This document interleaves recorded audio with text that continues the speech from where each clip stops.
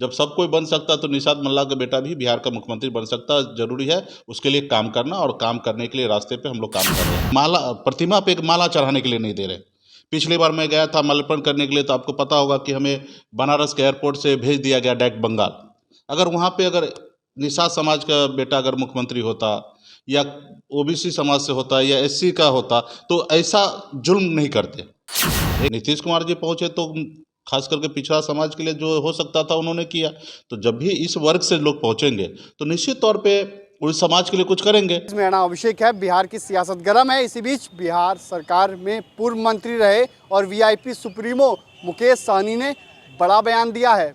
उन्होंने साफ साफ कहा कि जब लालू यादव, मायावती, मुलायम सिंह यादव और मांझी जी मुख्यमंत्री बन सकते हैं तो मल्लाह का बेटा भी मुख्यमंत्री बन सकता है, और बस मेहनत करने की आवश्यकता है, मल्लाह का बेटा भी मुख्यमंत्री बन सकता है। तो मुख्यमंत्री की दावेदारी कर दी है मुकेश सहनी ने। क्या कुछ कह रहे हैं मुकेश सहनी, जो बिहार सरकार के पूर्व मंत्री हैं और वीआईपी सुप्रीमो हैं, सुनिए। नहीं, निश्चित तौर पे दावेदार करना चाहिए। जब दावेदारी करेगा तब ना सपना देखेगा, तब ना सपना पूरा करेगा। ये बात तो सही है। पिछड़े वर्ग में से जो खास करके एससी एसटी ओबीसी जो है, इस वर्ग में से मौका नहीं मिलता है। और इस वर्ग में से अगर जीतन राम मांझी जी अगर मुख्यमंत्री बन सकते हैं, या स्वर्गीय मुलायम सिंह जी बन सकते हैं, या लालू प्रसाद जी बन सकते हैं, या बहन मायावती जी बन सकते हैं, तो निषाद मल्लाह का बेटा क्यों नहीं बन सकता? क्योंकि हमारे इस देश में एक अच्छा आबादी है, खास करके यूपी बिहार में तो 15% से अधिक हमारे पास आबादी है, और हमारे पास लोग जागरूक भी होते जा रहा है। तो आने वाले समय में काम करेंगे तो क्यों नहीं बन सकते? तो यही हमारे लोगों को हम लोग जागरूक कर रहे हैं कि जब तक आप और जिस समाज से मुख्यमंत्री बने हैं या बड़े पद पे गए हैं, तो उस समाज का भला हुआ है। आज जैसे अंबेडकर साहब ने एक अच्छे जगह पे पहुँचे, तो देश में खास करके दलित के लिए, महादलित के लिए, खास करके आदिवासी के लिए बहुत कुछ किए, ओबीसी के लिए बहुत कुछ किए। जब उस जगह पे पहुँचेंगे तब कुछ करेंगे। वैसे लालू प्रसाद जी भी जब पहुँचे तो उन्होंने भी अपने अनुकूल जितना हो सकता था उतना अच्छा काम किए। नीतीश कुमार जी पहुँचे तो खास करके पिछड़ा समाज के लिए जो हो सकता था उन्होंने किया। तो जब भी इस वर्ग से लोग पहुँचेंगे तो निश्चित तौर पे उस समाज के लिए कुछ करेंगे। आज देखिए उत्तर प्रदेश में योगी जी वहाँ के मुख्यमंत्री हैं, और जो वहाँ पे फूलन देवी जी के माला प्रतिमा पे एक माला चढ़ाने के लिए नहीं दे रहे। पिछली बार मैं गया था माल्यार्पण करने के लिए, तो आपको पता होगा कि हमें बनारस के एयरपोर्ट से भेज दिया गया डायरेक्ट बंगाल। अगर वहाँ पे अगर निषाद समाज का बेटा अगर मुख्यमंत्री होता, या ओबीसी समाज से होता, या एससी का होता, तो ऐसा जुल्म नहीं करते। एक फूलन देवी के ऊपर प्रतिमा पे माला चढ़ाने के लिए देते। तो जिस निश्चित तौर पे भेदभाव है।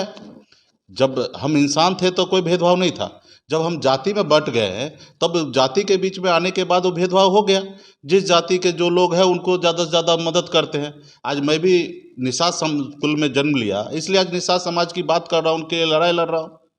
लोकसभा चुनाव को लेकर तो उस समाज के लिए हम काम कर रहे हैं। ठीक है, अगर यही मैं ही अगर कुछ दूसरे जाति में जन्म लेता, सामान्य वर्ग में हो जाता, तो मैं इस समाज के बारे में ज़्यादा नहीं बोलता। और जो समाज सामान्य वर्ग में जो लोग हैं तो वो ज़्यादा से ज़्यादा सामान्य वर्ग के लिए बोलते हैं।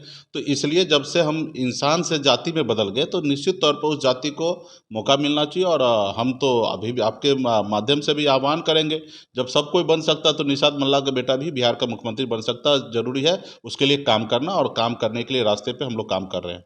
तो आपने सुना कि बिहार सरकार के पूर्व मंत्री और वीआईपी सुप्रीमो मुकेश सहनी ने क्या कुछ कहा, कई सारी बातों को कहा। उन्होंने साफ साफ कहा कि जब मुलायम सिंह यादव, मायावती, जीतन राम मांझी और लालू यादव मुख्यमंत्री बन सकते हैं तो मल्लाह का बेटा भी मुख्यमंत्री बन सकता है। ऐसे में सियासी गलियारे में ये बड़ी बात है कि मुख्यमंत्री मल्लाह का बेटा बनेगा, मतलब मुकेश सहनी मुख्यमंत्री क्या बन सकते हैं, क्योंकि कई सारी सवालों को खड़ा किया जा रहा है। इसी बीच बीजेपी के साथ जाएंगे या नहीं जाएंगे, इस पर उन्होंने कुछ नहीं कहा है। वहीं उन्होंने कई सारी बातों को भी कहा है। योगी सरकार पर भी कई आरोप लगाए हैं। किस तरीके से फूलन देवी को लेकर जो आरोप लगाया गया आपने सुना होगा।